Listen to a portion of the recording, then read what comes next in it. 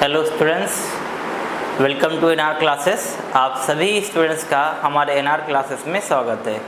आज की क्लास में हम अपनी अगली एक्सरसाइज की बात करने वाले हैं। हमारी अगली एक्सरसाइज है 1.2, ठीक है ना।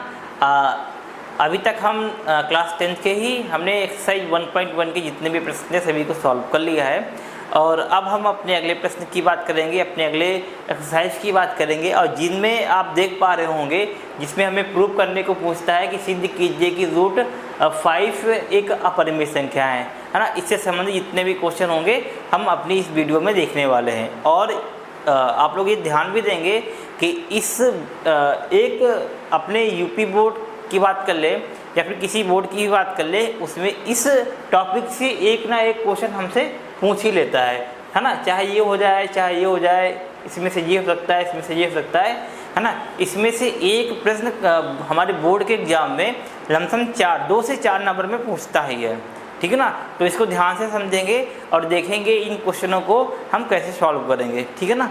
चलिए हम अपने पहले प्रश्न की ओर चलते हैं। हमारा पहला प्रश्न दे रखा है, सिद्ध कीजिए कि √5 एक अपरिमेय संख्या है, ठीक है ना। तो चलिए इसका सॉल्यूशन देखते हैं क्या होगा। तो सबसे पहले हम यहाँ पे जो √5 दे रखा है ना, इसको हम मान लेते हैं ये कौन सी संख्या है, हमारी एक परिमेय संख्या है, ठीक है ना। तो लिखेंगे हमारे पास पहले कि माना √5 एक क्या है, परिमेय संख्या है, परिमेय संख्या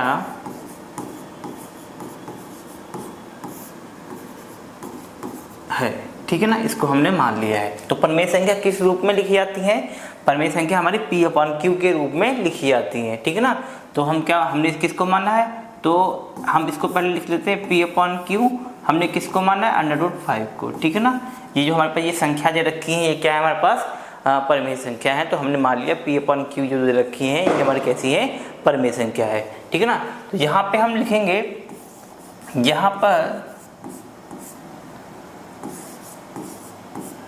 P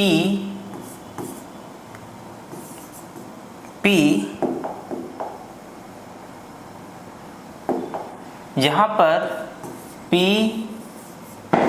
और Q एक क्या है, सह अभाज्य संख्या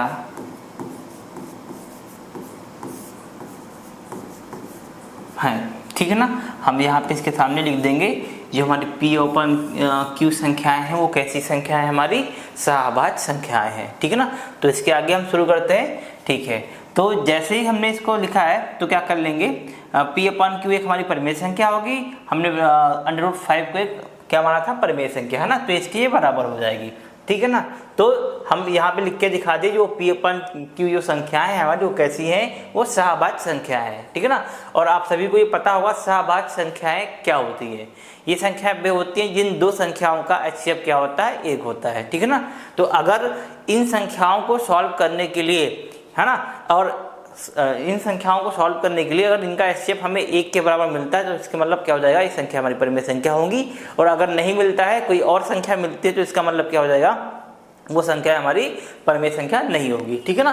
तो चलिए शुरू करते हैं। तो आगे यहाँ पे हो जाएगा, हम जो ये हमने जिसको माना है परिमेय संख्या ना, इसको क्या कर लेंगे, दोनों पक्षों का वर्ग कर लेंगे। लिखोगे दोनों पक्षों का वर्ग करने पर, दोनों पक्षों का वर्ग करने पर, ठीक है। इसका वर्ग कर लेते हैं। तो इसका वर्ग करने पर हमें क्या प्राप्त होगा, P/Q का होल स्क्वायर हो जाएगा, ठीक है ना। और यहाँ पे √5 का स्क्वायर हो जाएगा, ठीक है। तो हमें क्या मिलेगा, तो P का स्क्वायर P² हो जाएगा एंड Q का स्क्वायर Q² हो जाएगा, ठीक है ना। और इसका स्क्वायर करेंगे तो हम जानते हैं अगर मान लीजिए कोई संख्या रूट में लिखी होती है और उस संख्या किस में, स्क्वायर में है, तो स्क्वायर से रूट कट जाता है। अगर और समझना है इसको तो ये समझिए कि अगर कोई संख्या मान लीजिए रूट में लिखी हुई है और संख्या का स्क्वायर है तो इसको हम किस फॉर्म में लिख सकते हैं, तो वो संख्या जो संख्या रूट में लिखी है ना, तो उसको रूट को हटाने के लिए आती है संख्या 1/2 और इसकी संख्या क्या दे रखी है, इसकी पावर 2 दे रखी है। अब इसको हम सॉल्व करेंगे तो क्या हो जाएगा, 5 की पावर 1/2 इंटू में 2, तो 2 से 2 कट जाएगा, हमारे पास क्या बचेगा, 5 बचेगा, है ना। तो यहाँ से हमारे पास क्या मिल जाएगा, 5 मिल जाएगा। ठीक है, आगे आ जाओ। ठीक है, आगे आ जाइए। अब हमारे पास ये संख्या प्राप्त हुई है ना, अब क्या करेंगे, इसके नीचे 1 मान लेंगे, क्रॉस मल्टीप्लाई कर देंगे, हमारी संख्या उधर चली जाएगी, तो हमारे पास p² क्या हो जाएगा, 5q²। ठीक है ना। तो आप समझेंगे यहाँ पे कि यदि संख्या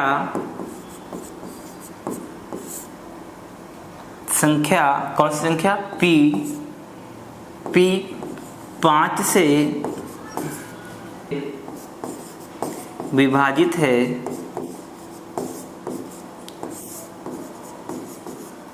है तो संख्या p भी 5 से विभाजित होगी। ठीक है ना, इतना समझ में आया। तो सबसे पहले ये करना था, इसको थोड़ा छोटा कर लेते हैं ताकि आप सभी को समझ में आए।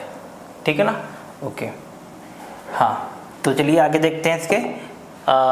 हमने क्या मान लिया कि जो p², इसका स्क्वायर मैंने खोला तो इस फॉर्म में हमें मिल गया, और हमने इसको किया तो हमें p² = 5q² मिल गया। ठीक है ना। तो अब हम यहाँ पे देखते हैं जो p² है वो क्या है, 5 से अगर विभाजित है तो p भी 5 से क्या हो जाएगा, विभाजित हो जाएगा। ठीक है ना। तो इसी प्रकार से हमें क्या होगा, p के गुणनखंड क्या 5 के रूप में मिल गया। तो हम q के भी देख लेते हैं। q के देखने के लिए हम क्या करेंगे, हम यहाँ पे मान लेंगे p क्या मान लेंगे, p की जगह पे p का मान हम मान लेते हैं p = 5m। ठीक है ना, p का मान हमने क्या मान लिया, 5m मान लिया, क्योंकि अच्छा अब हमने यहाँ पे 5m ही क्यों माना है, क्योंकि अब यहाँ पे हमको किसको सॉल्व करने को बोला है, 5। अगर यहाँ पे 2 होता तो यहाँ पे हम क्या लिखते, 2 लिखते। यहाँ पे अभी क्या दे रखा है, 5, तो यहाँ पे हम क्या लिखेंगे, p का मान हमने क्या मान लिया, 5 मान लिया। ठीक है ना। अच्छा, अब इसको हम क्या कर लेते हैं, जो समीकरण हमें ये 1 यहाँ पे ये वैल्यू आई थी, इसको इसमें हम पुट कर देते हैं। तो लिखेंगे समीकरण एक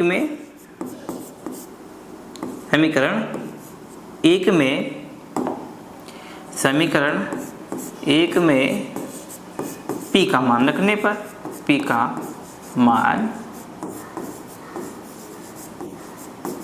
रखने पर, तो चलिए रख देते हैं p का मान। समीकरण एक देख क्या दे रखा है, p² = 5q²। ठीक है ना। अब क्या करेंगे, यहाँ पे जो p दे रखा है इसका मान रख देंगे, यहाँ पे कितना रखना है, 5m। ठीक है ना। तो 5m हो जाएगा और यहाँ पे क्या हो जाएगा, स्क्वायर हो जाएगा, और यहाँ पे क्या 5q² चलेगा।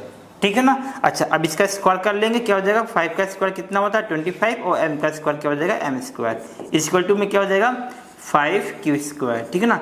अब यहाँ पे हम देखेंगे 5 से 5 कट जाएगा कितनी बार, 5 बार में, तो क्या बन जाएगा, 5m² = क्या, q²। ठीक है ना। अब यहाँ पे हमें क्या लिखना है आगे, सेम जैसे हमने यहाँ पे लिखा था सेम इसके लिए भी लिखना है। क्या लिखना है, इसको पहले सही से कर लेते हैं।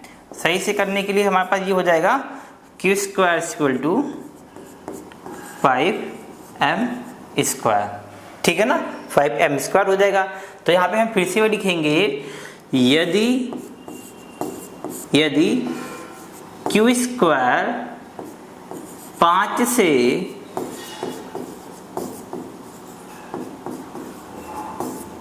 विभाजित है तो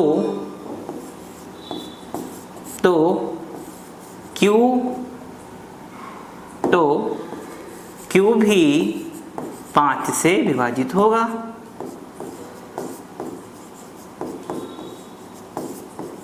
विभाजित होगा। ठीक है ना।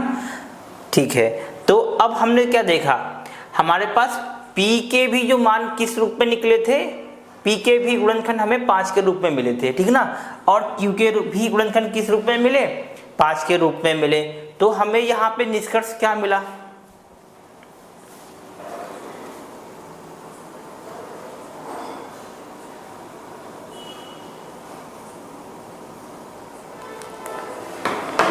तो हमें पे यहाँ पे निष्कर्ष क्या मिला, हम यहाँ पे ये देखते हैं कि दोनों स्थिति में, है ना, जैसे ये एक पहली स्थिति ये हो गई और दूसरी स्थिति जो हमने बाद में की, है ना, ठीक है, दोनों स्थिति में P की वैल्यू क्या निकल रही है, P और Q की वैल्यू क्या निकल रही है, 5 निकल रही है।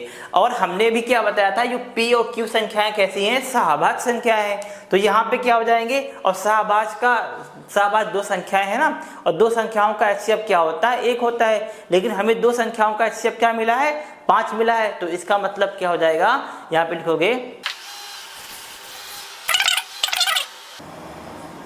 ठीक है। तो आगे देख लेते हैं, हाँ, तो आगे देखते हैं क्या है, यदि Q² 5 से विभाजित है तो Q भी 5 से विभाजित होगा, है ना। तो आगे क्या बन जाएगा हमारे लिए, क्योंकि 5 जो है वो P और Q दोनों का क्या है, दोनों का उभयनिष्ठ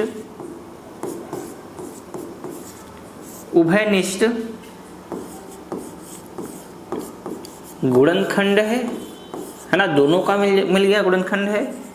और होना क्या चाहिए था, होना चाहिए था जो एक के रूप में होना चाहिए था, ठीक है ना। तो अब यहाँ पे हमको इसके जो दो संख्याओं के HCF मिले हैं, हमको 1 के रूप में मिलने चाहिए, लेकिन मिले किस रूप में, 5 के रूप में मिले। तो ये संख्या कैसी हो जाएगी, हमारी अभाज्य संख्या हो जाएगी, है ना। तो इसलिए हो जाएगी, इसलिए संख्या कौन सी, इसलिए संख्या √5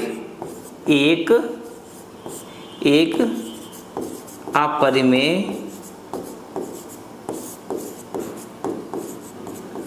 संख्या है, ठीक है ना। लिख दोगे यहाँ पे प्रूव्ड, ठीक है ना। ये क्वेश्चन का आंसर था, ठीक है ना। ओके, चलिए अपना अगला प्रश्न देखते हैं। हमारा अगला प्रश्न दे रखा है, सिद्ध कीजिए कि √3 एक अपरिमेय संख्या है ना। तो जैसा कि हमने अपने पिछले क्वेश्चन में देखा था कि पिछला क्वेश्चन हमको दे रखा था, जैसे कि सिद्ध कीजिए कि √5 एक अपरिमेय संख्या है, और सिद्ध कीजिए √2 एक अपरिमेय संख्या है, और सिद्ध कीजिए √7 एक अपरिमेय संख्या है।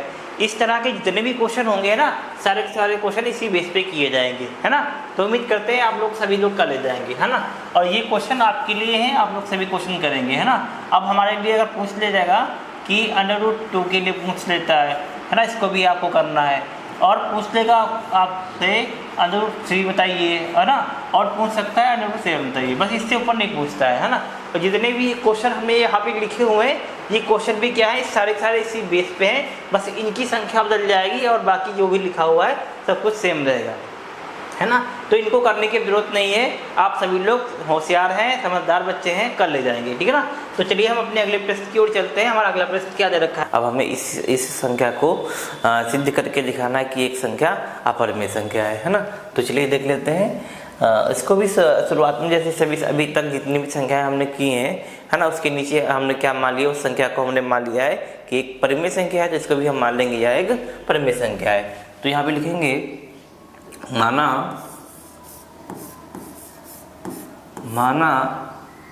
3 + 2 √5 एक क्या है, परिमेय संख्या है, एक परिमेय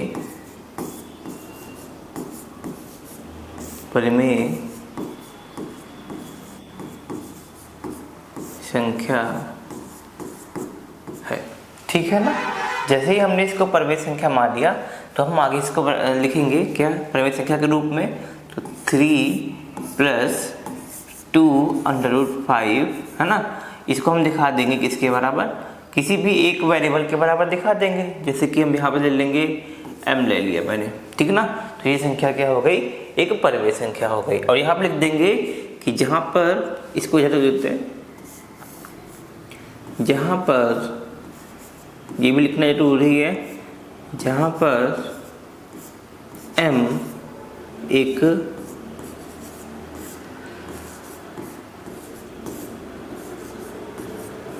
परिमेय संख्या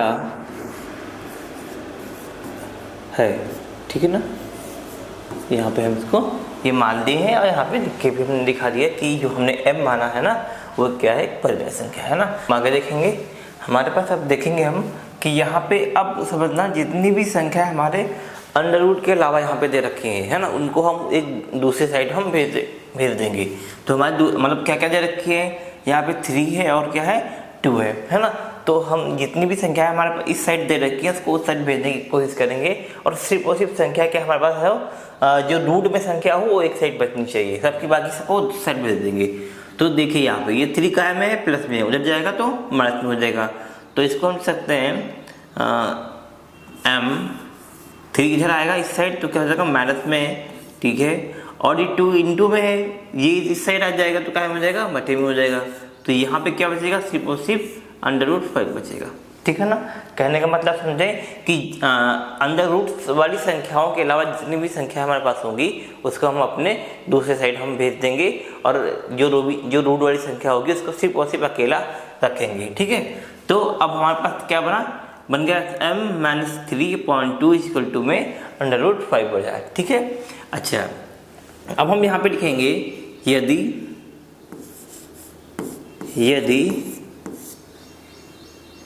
m, 3 और 2 एक परिमेय संख्या है, एक परिमेय संख्या है ना। तो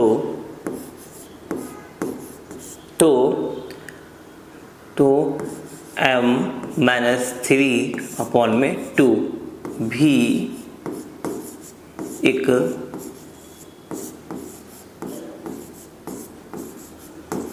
परिमेय संख्या होगी, ठीक है ना। समझ में आया था। अच्छा, तो अगर हमने इस m3n2 को परिमेय संख्या मान लिया है तो जो लिखा है m-3/2 ये भी एक परिमेय संख्या होगी, ठीक है ना। तो इसी प्रकार से अर्थात अच्छा ये संख्या इसके बराबर है तो क्या लिखोगे, अर्थात √5 परिमेय संख्या है, परिमेय संख्या है,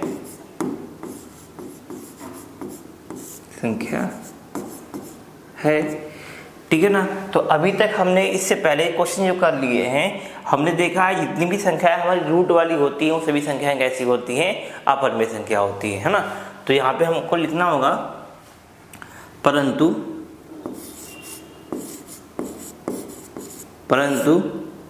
हम जानते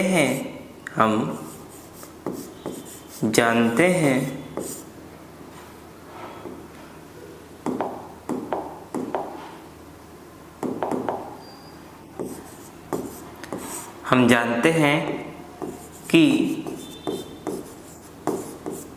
√5 एक कैसी संख्या है, अपरिमेय संख्या है,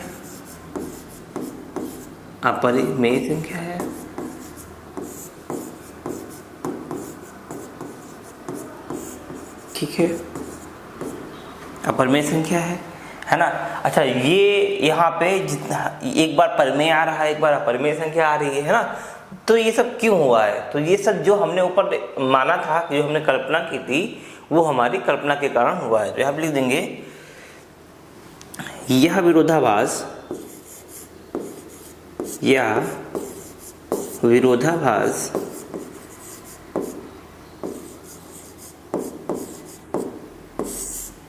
हमारी परिकल्पना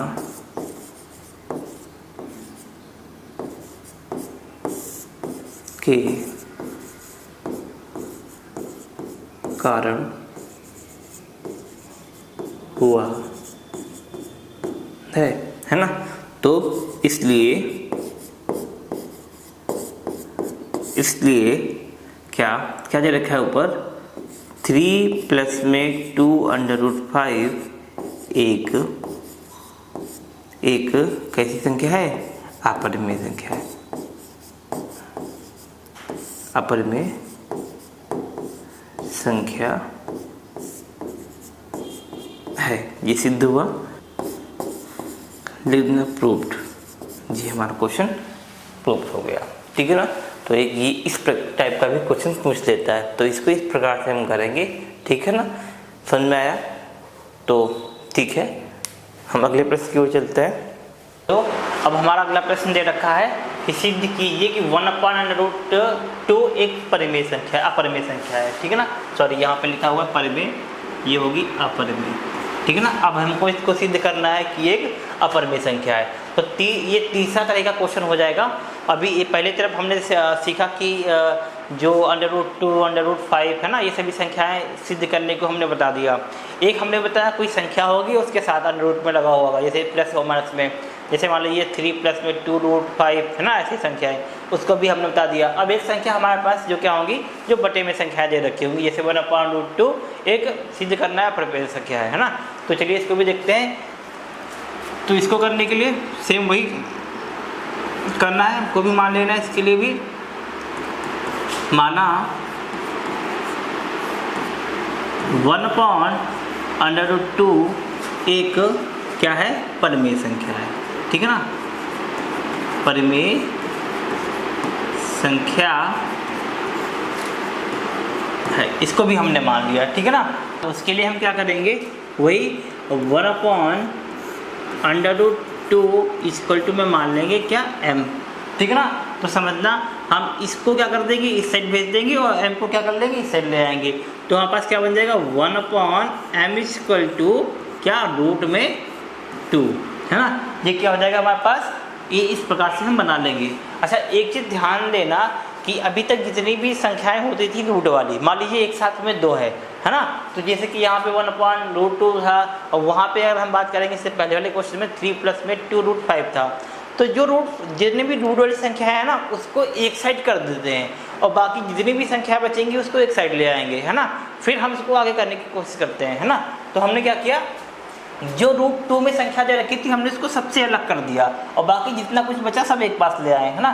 तो इस प्रकार से हो गया, है ना। तो हम यहाँ पे लिख भी देते हैं, लिखना भूल गए, ध्यान देंगे, जहाँ पर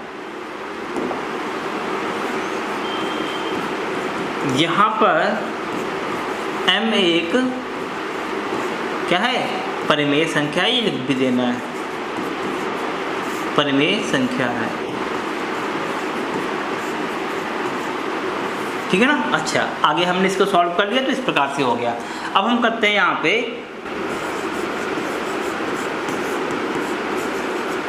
क्योंकि क्या मान लेंगे हम यहाँ पे, जो m है, क्योंकि m एक परिमेय संख्या है, परिमेय संख्या है, तो यहाँ पे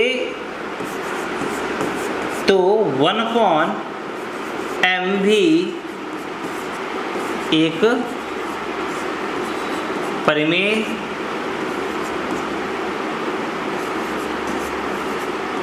संख्या होगी,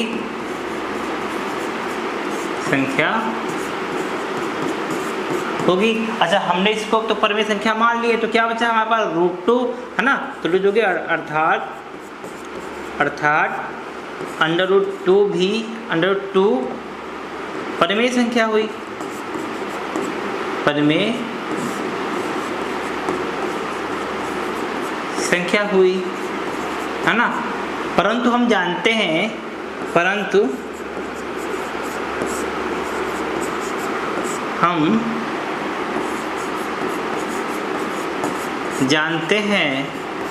कि √2 एक क्या है, अपरिमेय संख्या है।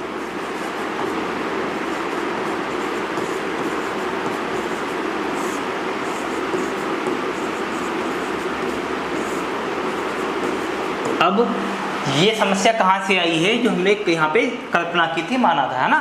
तो लिखोगे या विरोधाभास, यह